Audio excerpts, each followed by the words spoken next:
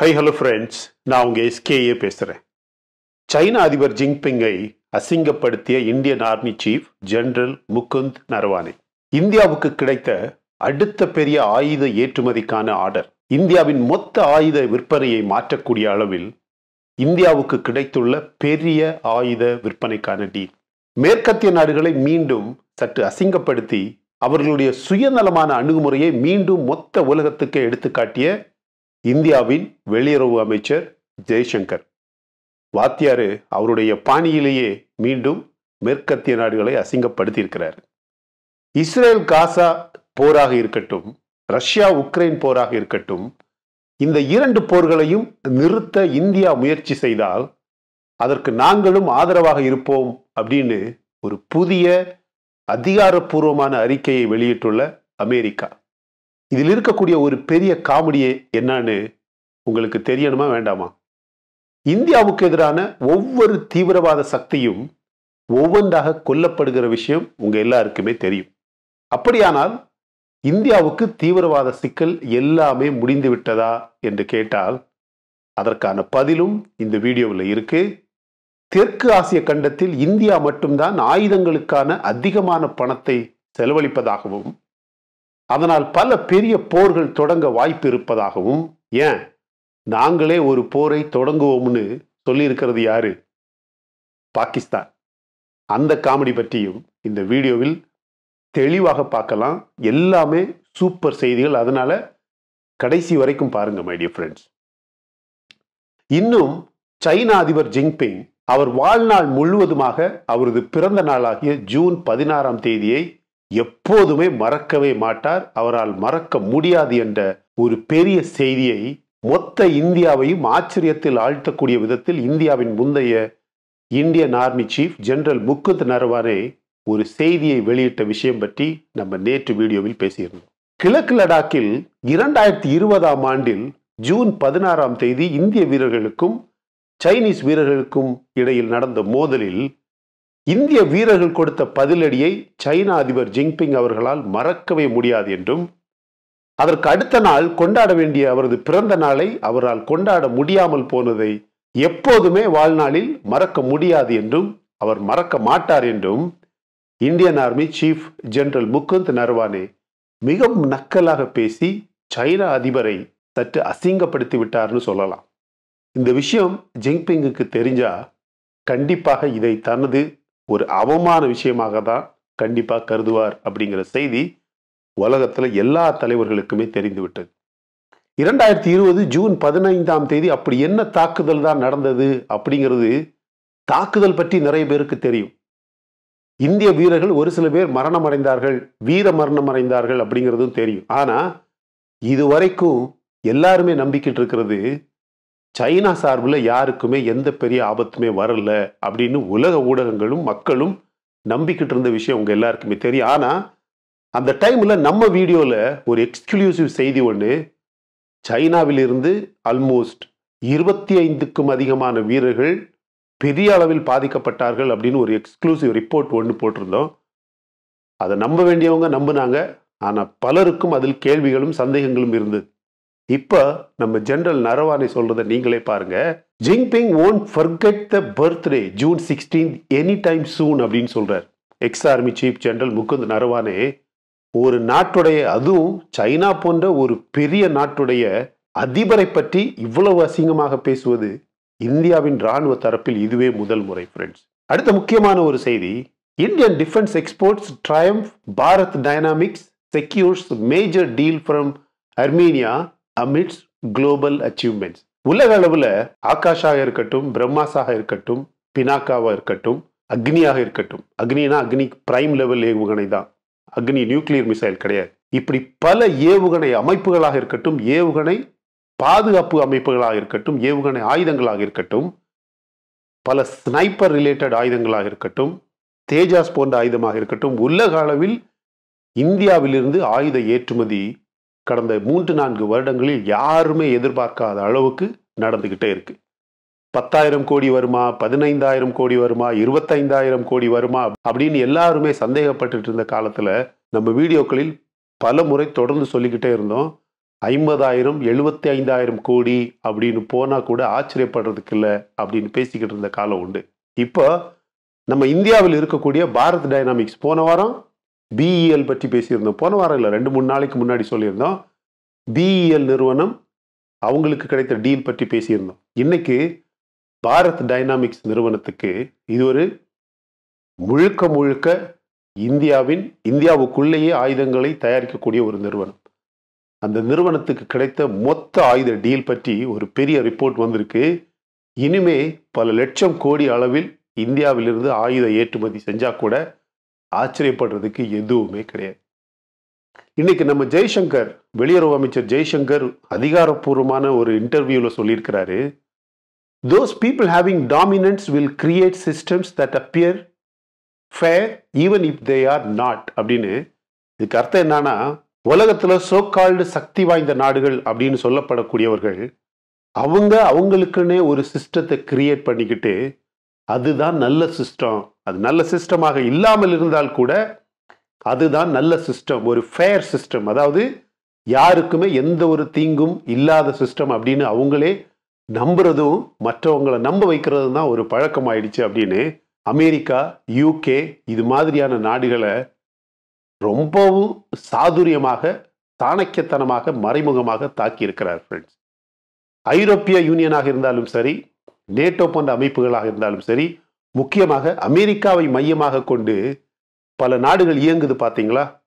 அவங்களுக்கு வந்தா பிரச்சனை, அதே பிரச்சனை மற்றவங்களுக்கு வந்தா பிரச்சனை இல்லை, அவங்களுக்கு வராததெல்லாம் எதுவுமே பிரச்சனை கிடையாது அப்படிங்கிற ஒரு நம்பிக்கையை உலகம் முழுவதுமாக நம்ப வைக்கிறாங்க. பார்த்தீங்களா? அதை இன்னைக்கு மறுபடியும் வெளிப்படையாகவே சொல்லியிருக்கிறாரு அப்படின்னு சொல்லலாம். ஓப்பனா சொல்றாரு, உங்களுக்கு வந்தா பிரச்சனை, எங்களுக்கு வந்தா பிரச்சனை இல்லையா? நீங்க கிரியேட் பண்றதெல்லாம் நல்ல சிஸ்டம், அதே சிஸ்டத்தை நாங்க வேற வழியா வேற மெத்தட்ல கிரியேட் பண்ணா அது நல்ல சிஸ்டம் கிடையாதா? உங்களையே நீங்க இப்படி நம்ப வச்சு உலகத்தையும் உங்களை நம்ப வைக்கிறீங்களே, அது சரியா அப்படின்னு வெளிப்படையாக கேட்கிறார். நீங்க பாருங்க, கடந்த 4-5 வருடங்களில் நம்ம நாட்டு வெளியுறவு அமைச்சர் ஜெய்சங்கர் மற்ற நாடுகளை வெளிப்படையாக சாடினது மாதிரி, வெளிப்படையாக குற்றச்சாட்டு வைத்தது மாதிரி உலகத்துல வேற யாருமே, ஏன் இந்தியாவில் வேற எந்த வெளியுறவு அமைச்சருமே இவ்வளவு டிப்ளமேட்டிக்கலி பண்ணதே கிடையாது. நமக்கே பல சமயங்களில் சந்தேகம் வர்றது உண்டு, இவருக்கு இதனாலேயே ஏதாவது ஆபத்து வருமோ அப்படின்னு. இதுவரைக்கும் வரல, ஆனா கண்டிப்பாக இவருடைய அந்த ஸ்டாண்ட், அந்த நிலைப்பாடு இருக்கு பாத்தீங்களா? முக்கியமாக நம்ம இந்தியாவின் ஃபாரின் பாலிசி பற்றி ஜெய்சங்கருக்கு ஒரு நிலைப்பாடு இருக்கு பாத்தீங்களா? That's a well matured stand அப்படின்னு சொல்லலாம். பல தருணங்களில் இந்தியாவை பற்றி, இந்தியாவின் ஃபாரின் பாலிசி பற்றி அவர் ரெப்ரசன்ட் பண்ணியிருக்கக்கூடிய விதம் வேற லெவல் மை டியர் ஃப்ரெண்ட்ஸ். ரொம்ப ஓப்பனாகவே, வெளிப்படையாகவே அமெரிக்கா, ஆஸ்திரேலியா, ரஷ்யா, யூகே அப்படின்னு யாரை பார்த்தும் கவலைப்படவே இல்லை, பயப்படவும் இல்லை. ஏன் ஐநா சபை, யுனைடெட் நேஷன்ஸ் செக்யூரிட்டி கவுன்சிலையே பல முறை அவர் சாடி இருக்கிறார். இது மாதிரியான வெளியுறவு அமைச்சர் மட்டுமல்ல, இது மாதிரியான அமைச்சர்களும் தலைவர்களும், ஏன் பிரதமர் தான் நம்ம நாட்டுக்கு தேவை. இப்ப இல்லைன்னா கூட இன்னும் வரக்கூடிய காலங்களில் இது மாதிரியான தலைவர்கள் நமக்கு இருந்தாங்களாலே போதும். அரசியல் சார்பு ஓரளவுக்கு இருந்தாலும், அவங்களுக்கும் அரசியல் நிலைப்பாடு இருக்கு, அரசியல் சார்பு கூட இருக்கு. இருந்தாலும் நம்ம நாடு அப்படின்னு வரும்போது just for the nationalism they are taking a stand. பாத்தீங்களா? that's very important. அடுத்த முக்கியமான செய்தி, we would welcome India's constructive engagement America on resolving Russia Ukraine Israel Hamas wars. இதை பற்றி தான் நம்ம தொடர்ந்து திருப்பி பேசிக்கிட்டே இருக்கிறோம். கடந்த 10-15 வருடங்களில் இந்தியாவின் நிலைப்பாடு, உலக அளவில் இந்தியாவின் presence, the global presence, India's presence in global arena அப்படின்னு கேட்டீங்கன்னா இதுவரைக்கும் யாருமே எதிர்பார்க்காத அளவுக்கு மாறிடுச்சு. ரஷ்யா உக்ரைன் போர் ஒரு பக்கம் நடக்கு, இஸ்ரேல் ஹமாஸ் போர் ஒரு பக்கம் நடக்கு. அமெரிக்கா போன்ற ஒரு பெரிய நாடு அதிகாரப்பூர்வமாக வெளியிடக்கூடிய ஒரு ரிப்போர்ட் என்னன்னு நீங்க பாத்தீங்கன்னா, இந்தியா ரஷ்யா உக்ரைன் போர், இஸ்ரேல் ஹமாஸ் போர், இந்த 2 போர்லையுமே ஏதாவது ஒரு முடிவு எடுத்து இந்த போரை நிறுத்தணும் அப்படின்னு முயற்சி எடுத்தாங்கன்னா, அவங்களுக்குன்னு ஒரு நிலைப்பாடை எடுத்து காட்டினாங்கன்னா கண்டிப்பா அமெரிக்கா அதுக்கு உதவி செய்யும். அமெரிக்காவில் ஸ்டாண்ட் பை இந்தியா அப்படின்னு. நான் தொடக்கத்தில் சொன்னேன்ல, இதுல ஒரு பெரிய காமெடி இருக்குன்னு. ரஷ்யா உக்ரைன் போராக இருந்தாலும் சரி, இஸ்ரேல் ஹமாஸ் போராக இருந்தாலும் சரி, இந்த போருக்கு பின்புலமாக இருக்கிறதே அவன்தான். அவன் வெளிப்படையாக வெளிவேடத்தனமாக என்ன சொல்றான் பாத்தீங்களா? இந்தியா முயற்சி செஞ்சா நாங்களும் இந்தியா கூட இருப்போம் அப்படின்னு. First of all you have to stop sponsoring the war, இல்லையா? உக்ரைனுக்கு பணம் கொடுக்கறது யாரு? இஸ்ரேலுக்கு பணம் கொடுக்கறது யாரு? உக்ரைனுக்கு ஆயுதம் கொடுக்கறது யாரு? இஸ்ரேலுக்கு ஆயுதம் கொடுக்கறது யாரு? நீ தானே. First you have to stop that before you asking other countries to take a stand. அதுதான் நான் இதில் இருக்கக்கூடிய காமெடின்னு சொன்னது. அடுத்த மிக முக்கியமான செய்தி, எல்லாமே இந்தியா கடந்த 10-15 வருடங்களில் குளோபல் பெடஸ்டல்ல எப்படி மேலோகி நிற்கு அப்படின்னு நம்ம தொடர்ந்து செய்திகளை பேசிட்டு இருக்கிறோம். இதுல ஒரு சில பேருக்கு என்ன பிஜேபி வாடகை அடிக்குதே, இவரு மோடிக்கு சப்போர்ட்டரா இருப்பாரோ, அதெல்லாம் தேவையில்லாத விஷயம். I have my own stand about politics in India, இல்லையா? We are talking global geo political affairs, இல்லையா? இதுல இன்டர்னல் பாலிடிக்ஸை புகுத்துற ஒரு சில கூட்டம் இருக்கு. I don't care. பட் இப்போ நம்ம பார்க்க வேண்டிய மிக முக்கியமான விஷயம், வந்திருக்க ரிப்போர்ட்டை பாருங்க. Wanted terrorist are felt but it's too early for India to breathe easy. காலிஸ்தான்ல இருந்த ஒரு சில தலைவர்களும் சரி, பாகிஸ்தான்ல இருந்த ஒரு சில தீவிரவாத தலைவர்களும் சரி, இவங்க எல்லாருமே தொடர்ந்து இந்தியாவுக்கு அப்படியே எரிச்சல் கொடுத்துக்கிட்டே இருந்த பார்ட்டிகள். நேற்று தாவூத் இப்ராஹிம்க்கு என்ன ஆச்சு? பாய்சன் கொடுத்துருக்காங்களா இல்லையா?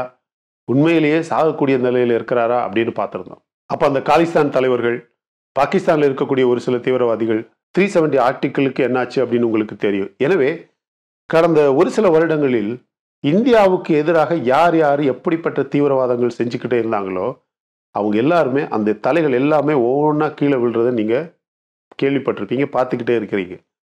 ஆனால் அப்படின்னா எல்லா பிரச்சனையும் முடிஞ்சிருச்சா அப்படின்னு கேட்டிங்கன்னா, that is too early to breathe. That is too early to say India can breathe easy. இந்தியாவுக்கு எல்லா சிக்கலும் இதோட முடிஞ்சிருச்சு அப்படின்னு கண்டிப்பாக சொல்ல முடியாது. அவன் ஒருத்தர் சாகும்போது அவனை மாதிரி 100 பேர் முளைக்கிறாங்க. அது காலிஸ்தானியாக இருந்தாலும் சரி, பாகிஸ்தானாக இருந்தாலும் சரி, தாலிபானாக இருந்தாலும் சரி, ஏன் சைனாவில் இருக்கக்கூடிய ஒரு சில கூட்டமாக இருந்தாலும் சரி, ஏன் நம்ம நாட்டுக்குள்ளேயே இருக்கக்கூடிய ஒரு சில தேச துரோகிகளாக இருந்தாலும் சரி, நம்ம கவர்மெண்ட்டாக இருந்தாலும் சரி, நம்ம என்ஐஏயாக இருந்தாலும் சரி, நம்ம மிலிட்டரியாக இருந்தாலும் சரி, அவங்க ஒவ்வொருத்தராக ஒவ்வொரு தீய சக்திகளை அழிக்கும் போது அதுக்கு பல 10 பேர் முளைக்கிறாங்க. ஸோ காலிஸ்தான், பாகிஸ்தான் தீவிரவாதிகள் அப்படின்னு எத்தனை பேரை அழிச்சாலும் அவ்வளவு சுலபமாக எல்லா பிரச்சனையும் இந்தியாவுக்கு முடிஞ்சது அப்படின்னு சொல்ல முடியாது. கண்டிப்பாக இந்தியா எப்போதுமே should be on it's dose. எப்போதுமே கவனமாக இருந்துக்கிட்டே தான் இருக்கணும். அது ஜம்மு அண்ட் காஷ்மீராக இருக்கலாம், ஸ்ரீலங்கா பார்டராக இருக்கலாம், ஏன் கேரளாவாக கூட இருக்கலாம். எல்லா இடத்துலையுமே இந்தியா நம்ம லோக்கல் அரசாக இருந்தாலும் சரி, சென்ட்ரல் அரசாக இருந்தாலும் சரி, மிலிட்டரியாக இருந்தாலும் சரி, லோக்கல் போலீஸ் ஃபோர்ஸாக இருந்தாலும் சரி, எல்லாருமே எப்போதுமே இந்த விஷயத்தில் கவனமாக இருக்கணும். அதுதான் என்னுடைய தனிப்பட்ட முறையில் ஒரு வேண்டுகோள். பாகிஸ்தானே என்ன சொல்லுது பாருங்க. Pakistan brazenly warning of war against India at United Nations Security Council due to imbalance in region. இந்த வாரம் யுனைடெட் நேஷன்ஸ் செக்யூரிட்டி கவுன்சில், அந்த ஐநா பாதுகாப்பு சபையில் பல நாடுகளும் அவங்களுடைய ஸ்பீச்சை கொடுக்குறாங்க. அதில் பாகிஸ்தானுடைய யுஎன்எஸ்சி ரெப்ரசன்டேட்டிவ் ஒரு ஸ்பீச் கொடுக்குறாரு. அவர் சொல்கிறாரு, நீங்கள் தெற்காசிய நாடுகளை எடுத்துக்கிட்டிங்கன்னா, தெற்காசிய நாடுகளில் எல்லா நாடுகளாலையும் மிலிட்டரிக்காக பணம் செலவழிக்க முடியலை. ஆனால் தெற்காசிய நாடுகளில் ஒரு நாடு மட்டும் ஒவ்வொரு வருடமும் பல லட்சம் கோடி ரூபாயை பாதுகாப்பு ஆயுதங்களுக்காகவும் மிலிட்டரிக்காகவும் செலவு பண்ணிக்கிட்டே இருக்கு. அப்படி ஒரு நாடு மட்டும் செலவு பண்ணிக்கிட்டே இருக்கும்போது தெற்காசிய கண்டத்தில் ஒரு பெரிய இம்பேலன்ஸ் உருவாகுது அந்த ரீஜனில். அவன் சொல்கிறது நம்ம நாடு இந்தியாவை தான். நீங்கள் பார்த்தீங்கன்னா பங்களாதேஷாக இருந்தாலும் சரி, ஸ்ரீலங்காவாக இருந்தாலும் சரி, நேபாளாக இருந்தாலும் சரி, பாகிஸ்தானாக இருந்தாலும் சரி, பூட்டானாக இருந்தாலும் சரி, இவனுங்க யார்கிட்டையுமே அங்கே உள்ள சாப்பிட்றதுக்கே காசு இல்லை. சரியா? பொருளாதாரம் அப்படிங்கிறது, அந்த வார்த்தை, அந்த ஒரு எக்கானமி அப்படிங்கிற ஒரு கான்செப்டே அங்கே இல்லாமல் போய் பல வருடங்கள் ஆயிடுச்சு. அப்படிப்பட்ட ஒரு சூழ்நிலையில் அவன் எப்படி ஆயுதம் வாங்க முடியும்? நான் அடிக்கடி சொல்லியிருக்கிறேன், ஒரு நாட்டோட முன்னேற்றம் அப்படிங்கிறது it starts with its own security. ஒரு நாட்டுடைய முன்னேற்றம் அப்படிங்கிறது அதனுடைய பாதுகாப்புலேருந்து தான் முதல்ல ஆரம்பிக்குது. ஃபர்ஸ்ட் நீ ஒரு பொருளாதாரமாக வளர்ந்த நாடாகவோ அல்லது எஜுகேஷனில் வளர்ந்த நாடாகவோ பாவர்ட்டி இல்லாத நாடாகவோ மாறணும்னா ஃபர்ஸ்ட் உன்னுடைய நாடு, உன்னுடைய மக்கள் பாதுகாப்பாக இருக்கணும். அதை முதல்ல செய்யணும். அது செய்யும் முன்னாடி நான் அந்த பொருளாதாரத்தை வளர்க்குறேன், இதை வளர்க்குறேன், அங்கே போகிறேன், இங்கே போகிறேன்னு சொன்னால் ஒரு பிரயோஜனம் கிடையாது. That is what India is doing. One of the fastest growing economy. But still we are investing more in our defence. அது டெக்னாலஜியாக இருக்கட்டும், ஆயுதங்களாக இருக்கட்டும், டிஃபென்ஸ் சிஸ்டமாக இருக்கட்டும், ஸ்பேஸாக இருக்கட்டும், எல்லாத்துலேயுமே நம்ம பணம் செலவழிக்கிறோம். இவன் சொல்கிறான், இப்படி ஒரு நாடு மட்டும் சவுத் ஏசியா கண்டத்தில் வந்து பணம் செலவழிக்கிறதுனால, ஆயுதங்களுக்காகவும் பாதுகாப்புக்காகவும் பணம் செலவழிக்கிறதுனால ஒரு இம்பேலன்ஸ் கிரியேட் ஆகுது. இப்படி கிரியேட் ஆனால் நாங்களே ஒரு பெரிய வாரை தொடங்குவோம். யாரு எதுக்கு வார தொடங்குறது பாருங்க. யார் கூட வார் தொடங்குறது? பாகிஸ்தான் எப்படி வார் முதல்ல போரை எப்படி தொடங்க முடியும்னு சொல்லுங்க. அங்க என்ன ஆயுதம் இருக்கு, எப்படி தொடங்க முடியும்? நியூக்ளியர் வெப்பன் இருக்குங்கிறானுங்க. அது உண்மையிலே இருக்குதா? நார்த் கொரியாவுக்கு வித்துட்டானுங்களா, சைனாவுக்கு வித்துட்டானுங்களா, யாருக்குமே தெரியாதியா. காசால இருக்கக்கூடிய ஹமாஸுக்கு வித்தானுங்களா, அது அவங்களுக்கு தான் தெரியும். இப்படிப்பட்ட ஒரு குழு இந்தியாவுக்கு எதிராக எப்படி ஒரு போர் செய்ய முடியும்? அதான் இந்தியாவுடைய கப்பற்படை தலைவர் இன்னைக்கு ஒரு மெசேஜ் அனுப்பியிருக்கிறாரு. அவர் சொல்றாரு, சைனாவும் பாகிஸ்தானுக்கும் 2 பேருக்கும் சொல்றாரு. அவர் சொல்றாரு, days of salami slicing over. இந்த துண்டு துண்டா வெட்டு போட்டு எல்லையில இருந்த ஒவ்வொரு பகுதிகளா இவனுங்க பிடிச்சு எடுத்தானுங்க பாத்தீங்களா, அந்த காலமெல்லாம் இதோட முடிஞ்சது. Salami slicing over. யார் சொல்றா? இந்தியாவுடைய கப்பற்படை சீஃப் இன்னைக்கு வெளிப்படையாக சொல்லியிருக்கிறார். இதை கேட்டதுக்கு அப்புறம் கூட இந்த சைனா பிரசிடென்ட் ஜின்பிங், இந்த பாகிஸ்தான்ல இருக்கக்கூடிய பிரைம் மினிஸ்டர், அது யாருன்னே தெரியல, டெய்லி ஒருத்தர் மாறிக்கிட்டே இருக்கிறானுங்க. இவனுங்கெல்லாம் உயிரோட இருக்கலாம்னுங்கிறீங்க, கண்டிப்பா இருக்கக்கூடாது. சிரிக்கிறேன்னு நினைக்காதீங்க, அதுதான் ஃபேக்ட். சரியா? ISRO's Aditya L1 will reach its destination early next month. அடுத்த மாசம் தொடக்கத்திலேயே நம்ம ஆதித்யா L1 அந்த ஸ்பேஸ் கிராஃப்ட் வந்து நம்ம சூரியனை சுற்றி வர்றதுக்காக அனுப்பியிருந்தாங்கல்ல, அதனுடைய ஃபைனல் டெஸ்டினேஷனை அடுத்த மாதம் தொடக்கத்திலேயே கண்டிப்பாக ரீச் ஆகிடும் அப்படின்ற ஒரு ரிப்போர்ட் வந்திருக்கு. இன்னொரு முக்கியமான ரிப்போர்ட் நம்ம ஆர்மி சொல்லியிருக்கு. It took Indian army to show the world that enough is enough. General Naravane on eastern Ladakh. Eastern Ladakh பிரச்சனையை பற்றி பேசும்போது நரவானே சொல்கிறாரு, நம்ம ஆர்மி, நம்ம இராணுவத்தால் தான் இனிமேல் நீங்கள் செஞ்சதெல்லாம் போதுண்டா அப்படின்னு சைனாவுக்கு மட்டும் இல்லை, பாகிஸ்தானுக்கு மட்டும் இல்லை, மொத்த உலகத்துக்கே ப்ரூவ் பண்ணது நம்ம ஆர்மி அப்படின்னு வெளிப்படையாக இப்போ பேசுகிறார். இது உண்மையிலே அவராக பேசுகிறாரா, அவரை புஷ் பண்ணி யாரோ பேச வைக்கிறாங்களா? காலம்தான் பதில் சொல்லும். சரியா? அவரே சொல்கிறாரு, அவருக்கு CDS பதவி கொடுக்கல. உங்கள் எல்லாருக்குமே தெரியும், பிபின் ராவத் அந்த ஹெலிகாப்டர் விபத்தில் இறந்தார். இறந்த உடனேயே பெரும்பாலான பேரும் நரவானேக்கு தான் கண்டிப்பாக இந்த CDS பதவி, சீஃப் ஆஃப் டிஃபென்ஸ் ஸ்டாஃப், அந்த பதவி கொடுப்பாங்க அப்படின்னு நினச்சாங்க. அவர் கொடுக்கல. அதை பற்றி இப்போ அவர் ஓப்பனாக பேசியிருக்கிறார். அவர் சொல்கிறாரு, கவர்மெண்ட் எனக்கு கொடுக்கல அப்படின்ற எந்த கவலையுமே எனக்கு கிடையாது. ஏன்னா கவர்மெண்ட்டோட நாலேஜ், விஸ்டம், மெரிட்டை வந்து நான் எப்போவுமே கொஸ்டின் பண்ணுறதில்ல. இப்படிப்பட்ட ஒரு சில நல்ல சீஃப், மிலிட்டரி சீஃப் இருந்தால் தான் ஃப்ரெண்ட்ஸ் நம்ம நாட்டுடைய பாதுகாப்பு எப்போதுமே இம்மாக்குலேட்டாக, இம்பெக்கபிளாக இருக்க முடியும். சரியா? நீங்கள் பாருங்கள், நம்ம NIA ஏஜென்சி இருக்குது பார்த்தீங்களா, இந்த வாரம் நம்ம சவுத் இந்தியாவில் மட்டுமே 19 இடங்களில் ரெய்டு பண்ணியிருக்கிறாங்க. NIA raids 19 places in South India alone. 19 இடத்துல இந்த ஜிஹாதி டெரர் குரூப் இருக்குது பார்த்தீங்களா, அவனுங்களை பிடிக்கிறதுக்காக ஒரு பெரிய ரெய்டு பண்ணியிருக்கு 19 இடத்துல. இதே நேரத்தில் சைனா வந்து is allegedly using TikTok for disinformation in Taiwan elections. TikTok ஆப்பை வந்து இந்த பல நாடுகளில் மோசமான டிஸ்இன்ஃபர்மேஷன்னா தவறான செய்திகளை பரப்புறதுக்காக, முக்கியமான எலெக்ஷன்ஸை பாதிக்கக்கூடிய அளவில் அவங்களுக்கு விருப்பமான தலைவர்களை செலக்ட் பண்ணுற மாதிரி வேற வேற நாடுகளில் டிஸ்இன்ஃபர்மேஷன் அப்படிங்கிற ஒரு கேம்பெயினையே இந்த டிக்டாக், இந்த இன்ஸ்டாகிராம், இதில் இப்படி அடிச்சுக்கிட்டே இருப்பாங்க பார்த்தீங்களா. இந்த டிஸ்இன்ஃபர்மேஷன், மோசமான செய்திகளை அனுப்பி அந்த மக்களோட மனநிலையை psychologically they are trying to change. அப்படி இந்த ரிப்போர்ட் பற்றி நம்ம ஏற்கனவே ஒரு வீடியோவில் பேசியிருந்தோம். இப்போ இது தைவானில் நடக்கு அப்படிங்கிற ஒரு செய்தி வந்திருக்கு. இந்தியாவுடைய ஸ்பேஸ் எக்கானமி ஆல்மோஸ்ட் $8.4 பில்லியன் எட்டியாச்சு அப்படிங்கிற ஒரு ரிப்போர்ட் வந்திருக்கு. நார்த் கொரியா நேற்று ஒரு மிசைல் டெஸ்ட் பண்ணாங்க. அந்த மிசைல் வந்து ஆல்மோஸ்ட் அமெரிக்காவை ரீச் பண்ணக்கூடிய அளவுக்கு சக்தி இருக்கு அப்படின்னு ஜப்பான் இன்னைக்கு ஒரு ரிப்போர்ட் வெளியிட்டிருக்கு. மை டியர் ஃப்ரெண்ட்ஸ், இதில் எல்லாத்துலேயுமே ரொம்ப முக்கியமான செய்தி நம்ம ஜெனரல் நரவானே சொல்லியிருக்கிறது தான். ஜின்பிங்க்கு தூக்கம் போச்சு, அவருடைய பிறந்த நாளை மறந்துட வேண்டியது தான் அப்படின்னு. சைனா, பாகிஸ்தான், இவங்க 2 பேருமே இனிமேல் எங்கேயுமே எதுக்குமே வாலாட்ட முடியாது. ரொம்ப முக்கியமான செய்திகள் மை டியர் ஃப்ரெண்ட்ஸ், பார்த்துட்டு அப்படியே விட்டுடாதீங்க. இந்த வீடியோ உங்களுக்கு பிடிச்சிருந்தா லைக் பண்ணுங்க. நம்ம நரவானே சொன்னது பற்றி உங்களுடைய கருத்து என்ன அப்படிங்கிறத கமெண்ட் செக்ஷனில் பதிவு பண்ணுங்க. அப்போ தான் எல்லாரும் பார்க்க முடியும். Thank you so much my dear friends for வாட்சிங் all my videos and supporting my channel. Until I come back with my next awesome video, it's bye bye from Suresh. இன்னும் நம்ம சேனல் நீங்கள் சப்ஸ்கிரைப் பண்ணலைன்னா மற்ற வீடியோஸ் பாருங்கள், கண்டிப்பாக உங்களுக்கு பிடிக்கும். பிடிச்சிருந்தா சப்ஸ்கிரைப் பண்ணால் போதும் my dear friends. And as I always say, please take care of your parents at home. உங்கள் அப்பா அம்மாவை உங்கள் வீட்டிலே வச்சு நல்ல சந்தோஷமாக பார்த்துக்குங்க ஃப்ரெண்ட்ஸ். தேங்க்யூ.